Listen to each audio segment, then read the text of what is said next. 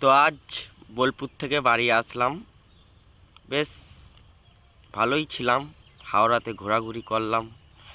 হাওড়াটা বেশ একাই গেছিলাম, ভালোই ঘোরাঘুরি করলাম কলকাতা বাজারটা দিয়ে।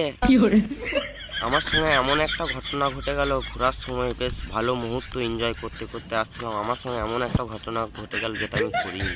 বাড়ি আসার সময় বেশ বসেই আছি, সব ভিডিও করছি চারিদিকে। আমার সামনে একটা মেয়ে বসেছিল, জানলার ধারে বেশ সব কিছুই দেখছি।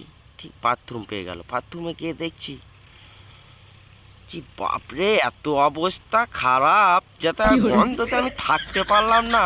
আমি সেটা ভিডিও করে বাইরে আসছি, সেই সময়তেই আমার সামনে যে মেয়েটা বসেছিল সে তখনই ওই বাথরুমটাতেই ঢুকলো। আমি বেরিয়েই, ওই মেয়েটা বেরিয়েই আমার মুখের দিকে এসে তাকাইছে, মনে হচ্ছে আমি ওই খুন করে চলে এসেছি বাথরুম ঘরে। সাথে সাথে ওর মাও দেখছি একটু পর আমার দিকে তাকাইতে লেগেছে। আরে আমি ওইখানে হাগিনি গো দিদি, বিশ্বাস করো আমার কথাটা, আমি হাগিনি। আমার মন মেজাজ খুব খারাপ হয়ে গেল কলকাতা বাজারে ঘুরতে গিয়ে এই তোমাদের কাণ্ড থেকে। তোমরা ওইভাবে আমার দিকে যা তাকাইছিলে আমি ওইসব কিছুই করিনি, বিশ্বাস করো। মনটা ভেঙে দিল তো।